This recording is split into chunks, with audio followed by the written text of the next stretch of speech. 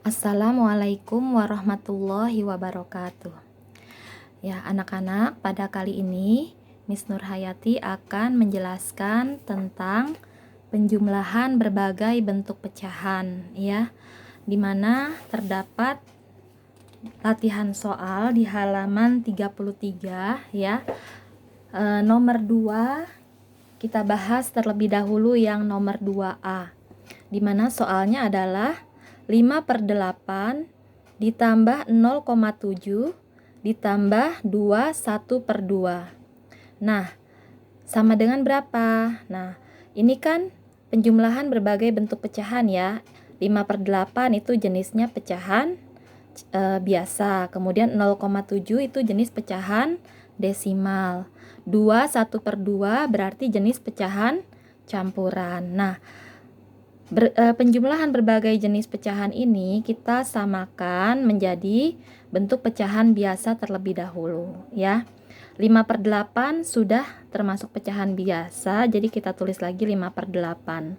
Kemudian 0,7 pecahan desimal kita jadikan pecahan biasa. Jadi berapa? Jadi 7/10. Kenapa jadi 7/10? Karena di belakang koma ya ada satu angka. Jadi kalau di belakang koma ada satu angka berarti per 10 ya. 0,7 sama dengan 7/10. Kemudian 2 1/2 ini pecahan campuran kita jadikan pecahan biasa. Bagaimana caranya? Caranya 2 dikali 2 itu sama dengan 4. Lalu 4 ditambah 1. Hasilnya 5. Pernya sama, per 2. Ya, jadi 2 1/2 dijadikan pecahan biasa menjadi 5/2.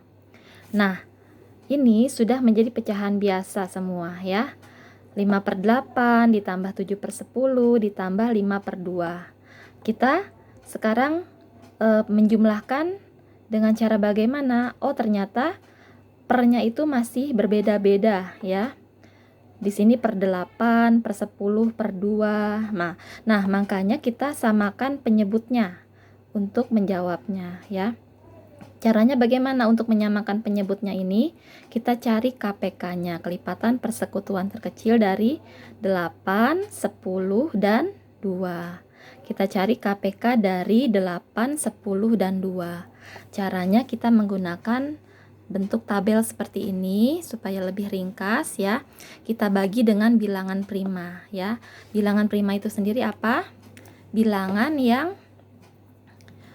habis dibagi dengan bilangan itu sendiri ya, dan juga dibagi dengan 1 ya. Bilangan prima itu antara lain 2, 3, 5, 7, 11, 13, dan seterusnya. Nah, kita bagi nih 8, 10, 2 yang kita mau cari KPK-nya kita bagi dengan bilangan prima. Kita bagi dengan bilangan prima yang pertama yaitu angka 2 ya. Karena di sini ada ya yang bisa dibagi 2. 8 dibagi 2 berapa hasilnya? Hasilnya 4 ya. 10 dibagi 2 5. Kemudian 2 dibagi 2 hasilnya 1 ya. Nah, setelah itu di sini angka 4, 5, dan 1 masih ada tidak yang bisa kita bagi dengan 2? Masih ada ya. Berarti kita bagi lagi dengan 2 ya. 4 dibagi 2, 2. 5 dibagi 2, karena tidak bisa maka kita tulis saja 5 lagi, kita turunkan lagi. Kemudian di sini 1 dibagi 2 tidak bisa, maka kita tulis lagi 1. Nah, setelah itu di sini kita bagi lagi dengan bilangan prima. Kita bagi dengan bilangan prima yang pertama yaitu angka 2. Karena masih ada yang bisa dibagi dengan 2 di sini ya. Jadi kita bagi 2 lagi. Jadi selama itu masih ada yang bisa dibagi dengan bilangan prima yang terkecil, kita bagi lagi dengan bilangan prima tersebut ya. 2 dibagi 2 hasilnya 1. Kemudian 5 dibagi 2 tidak bisa, maka kita tulis saja lagi 5, kita turunkan. 1 dibagi 2 tidak bisa, kita tulis saja 1. Nah, di sini kita bagi lagi dengan bilangan prima. Di sini ada nggak yang bisa dibagi dengan 2? Tidak ada ya. Maka kemudian beralih, ada nggak yang bisa dibagi dengan 3 di sini? Tidak ada ya. Kemudian beralih ke bilangan prima berikutnya. Ada nggak yang bisa dibagi dengan 5 di sini? Ada ya, berarti kita bagi dengan 5 ya. Nah, 1 dibagi 5 tidak bisa kita tulis saja 1. 5 dibagi 5 sama dengan 1. 1 dibagi 5 sama dengan 1. Nah, kalau sudah menjadi hasilnya 1, 1, 1 di sini, maka sudah selesai. Nah, cara mencari KPK-nya adalah tadi ya, pembaginya kita kalikan 2 dikali 2 dikali 2 dikali 5. Kita tulis di sini 2 dikali 2 dikali 2 dikali 5. Ya, 2 dikali 2, 4. 4 dikali 2, 8. 8 kali 5, 40. Atau bisa juga kita tuliskan seperti ini. 2 dikali 2 dikali 2 berarti 2 pangkat 3. 2 pangkat 3 berapa? 2 dikali 2 dikali 2 sama dengan 8. Lalu dikali 5. Berapa? Hasilnya 40 juga. Jadi KPK-nya dari 8, 10, dan 2 adalah 40. Nah, jadi di sini pernya kita tulis per 40 ya. KPK dari 8, 10, dan 2 adalah 40. Ya, jadi kita tulis di sini pernya 40 ya. Nah, sekarang 40 yang pertama dibagi dengan 8, berapa hasilnya? Nah, 40 ya dibagi dengan 8 hasilnya 5 ya. Kemudian 5 dikali 5 hasilnya 25. Kita tulis di sini. Kemudian 40 yang kedua kita bagi dengan 10.